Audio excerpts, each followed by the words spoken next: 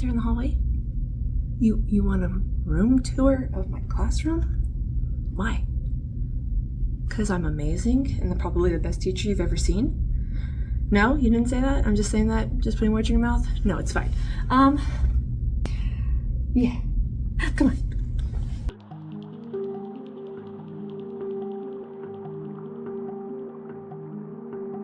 So when you first walk into the classroom, there's some information stuff about my school, so we're gonna ignore that factor. But then you come around and we have this little nook corner. Now this is my calming corner area. A lot of my kids use it as a relaxing area. Not since the beginning of the school year has anybody ever used it as a calming area. But I have some really motivational posters and ways to problem solve and to ground themselves after everything. My school works on regulations, kind of like the zones of regulations, like red is angry, green is meh, green is happy, blue is meh, and then yellow is also meh. It's been a day, so just go with that.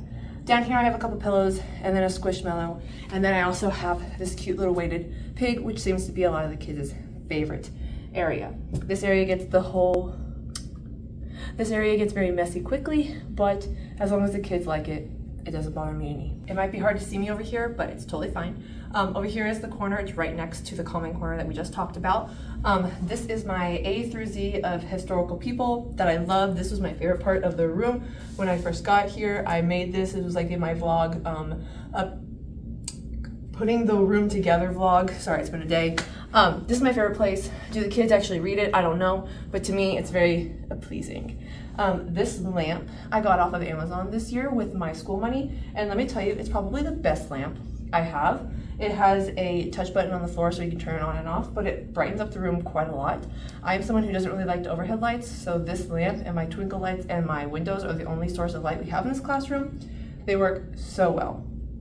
Up here are the Acosta levels of thinking, and then our Grow poster, and then my school has iPads that they use instead of computers. So the iPad card just goes right there. Then over here is the busy area, I guess you could call it. Over here I have some posters or anchor charts that I come and use quite often, and whatever we're working on.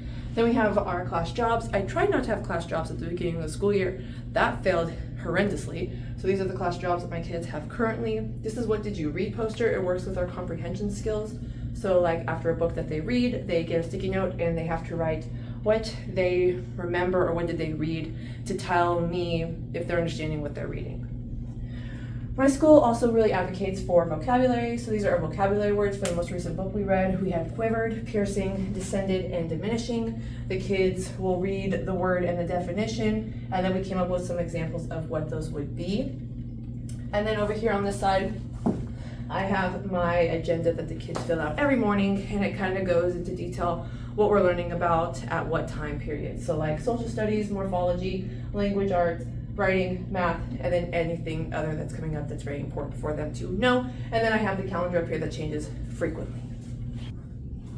And then over here I have the student area, which is just what it sounds like, an area dedicated to the students. It has kind of the codes that we use a lot, my golden rules, the constitution that we have for our reading intervention groups, our WOW point system. I can make another video on how my behavior management system goes, but we have WOW points, hand signals that they need to use frequently. We have state testing coming up, so they are kind of motivated for if they do well, they get tickets and they can get big prizes, and so that's a motivational poster for them. I have some highlighters that the kids can use. Our turn-in bins right here, paper, and then other supplies are down at the bottom. We have this 3-tier cart, or whatever you want to call it, where I have book reports, extra math, and then extra reading that they can do. We have a ticket system. Again, can totally make a whole another video on my behavior management system, but they have for their tickets, for their math, and for reading, they can get either 3, 2, or 2 more tickets that they can get for it. And then pencils, erasers, and then down at the bottom I have whiteboards and clipboards. And then in here is where extra work normally goes, and then things that I'm just storing goes in here as well. Now this right here is probably my favorite thing that I added to the classroom. I did it somewhat before Christmas break, and it is my favorite part of my classroom. It is just anchor charts on the wall, but I glued some magnets with clips on the wall, and so any anchor charts that we're really working on, I plug them up here, and it really is easy to just come back to this area constantly, then pulling one over and going back and forth, back and forth. So highly recommend doing this. We're working on summary main idea right now, and then we just did our math test over fractions, and I really hope my kids did well. And this right here is my desk area. I have my desk here. I have like a little organization area here, here, here, and then my mini fridge. I am so organized out. Now, does it stay that way? No. But this is where I do my little area, and yeah, there's not much over here. Now over here is where I do most of the teaching. I call it my tiny desk, but this is the little area where I just teach and like broadcast myself to the students. I'll bring my computer over here and I have my own little desk thing here. And then down here I have a little cart. This cart is always here. I have pens, pencils, the book that we are currently reading as a class. I have my tickets for my reward system. I have my sticks. Highly recommend doing sticks. Favorite thing to do. And then I have some other little trinkets that we're working on down at the bottom, lower level. And then down here I have my library. A lovely student of mine cleaned it out himself, so I was very, very happy that they did that for me. But this is where my kids get their books. A lot of the times they don't read my books, they use the library books, or they just reread the same book over and over again, but this is where it is. Up here is where I also use for more storage space, and then my reading intervention group is reading holes, and so they put their books here. Right here are the students' cubbies. They have these little black bins, not black, that's gray bins that they put their supplies in. I got these from Dollar Tree at the beginning of the school year. Best decision ever. On the inside it has their number, and then they have their Journeys books, and then some of them put their other books in here or other supplies that they use throughout the school. I am someone who hates having their supplies in their desks, because if they have scissors and glue in their desks, they are wanting to use them. So instead I have them put them in here. So that is what that does. And they also should have their science journals in here, but we're not in our science unit, so they don't have that. Now, if you're someone who can help me with this next one, please do. This is where I store my indoor games. Now, do I have a lot? Yes. Do I need to get rid of some? Also, yes. But I need to find a method to where I can organize these a little bit better, because they're just out here in the open, and a lot of the times when the kids are done playing with stuff, it just sometimes ends up in its box, sometimes it ends up on the floor. So this is where I store them for now, needing to find a way to store them better next year.